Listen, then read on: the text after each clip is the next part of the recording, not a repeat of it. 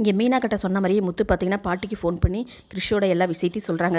பாட்டி, நான் சொன்ன மாதிரி வந்துட்டு இந்த பையனோட அம்மா அப்பா யார் என்னன்னு சொல்லி கொஞ்சம் விசாரித்து சொல்லுங்கள். இதில் வந்துட்டு ஏதோ ரகசியம் இருக்குன்னு சொல்லி நினைக்கிறேன்.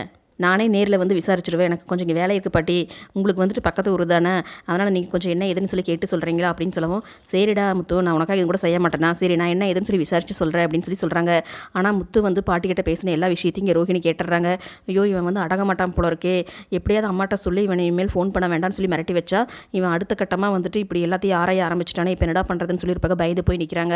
இது ஒரு பக்கம் இருக்குது. இங்கே மீனா தாத்தா பாட்டிக்காக சாப்பாடு கொண்டு வந்திருக்கவும், அப்போ அந்த பாட்டி இருந்துட்டு, இங்கே பாருமா, அந்த ஃபோன் வந்துட்டு ஒரு பொண்ணு தெரியாமல் கீழே போட்டுட்டு போயிடுச்சு, இது என்ன ஏதுன்னு சொல்லி தெரியல, நீ பார்த்து கொஞ்சம் அந்த பொண்ணு கொடுத்துட்றியா அப்படின்னு சொல்லி கேட்குறாங்க. சரி பாட்டி கொடுங்க, நான் என்ன ஏதுன்னு பார்க்குறேன்னு சொல்லி மீனா அந்த ஃபோனை வாங்கவும், அதை பார்த்துட்டு மீனா குறை அதிர்ச்சியாக இருக்குது. இது என்னது, அவரோட ஃபோன் தானே அப்படின்னு சொல்லிட்டு, பாட்டி இது என் வீட்டுக்காரோட ஃபோன் தான் அப்படின்னு சொல்கிறாங்க. என்னம்மா சொல்கிற அப்படிங்கவும், ஆமாம் பாட்டி, இதைத்தான் வந்துட்டு காரணம்னு சொல்லி அவர் போலீஸ்லாம் கம்ப்ளைண்ட் கொடுத்துருக்காரு, அது எப்படி வந்துட்டு இங்கே வந்துச்சு அப்படின்னு சொல்லி கேட்டுட்ருக்காங்க.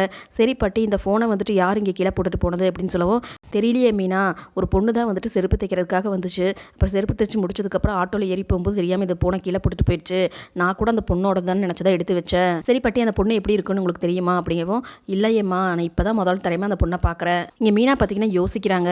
அந்த பொண்ணு யாராக இருக்கும், அவரோட ஃபோனே வந்துட்டு அந்த பார்ட்டியில் தான் காணாமல் போச்சு, அப்போ அங்கே எந்த பொண்ணு எடுத்திருப்பாங்க அப்படின்னு சொல்லிட்டு, ஒருவேளை ரோஹிணி எடுத்திருப்பாங்களோ அப்படின்னு சொல்லிட்டு, அப்போ மீனா பார்த்தீங்கன்னா அந்த பார்ட்டியில் எடுத்த ஃபோட்டோவை அந்த தாத்தா பாட்டி கிட்ட காமிச்சு, இந்த பொண்ணா பார்த்து சொல்லுங்க அப்படின்னு சொல்லி கேட்கவும், அப்போ பாட்டி இருந்துட்டு ஆமாம்மா இந்த பொண்ணு தான் அப்படின்னு சொல்கிறாங்க. அதை கேட்ட மீனா அதிர்ச்சியாக இருக்குது. நல்லா சொல்லுங்க இந்த பொண்ணா அப்படின்னு சொல்லி ரோஹிணியை காட்டி காமிக்கவும், அப்போ அந்த பாட்டி இருந்துட்டு இல்லைம்மா அப்படின்னு சொல்லிட்டு பக்கத்தில் இருக்கிற வித்யாவை காமிக்கிறாங்க.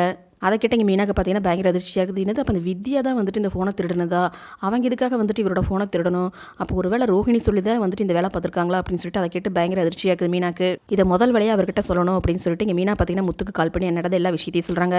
அதை கேட்டு இங்கே முத்து பார்த்தீங்கன்னா பயங்கர கோவத்தோட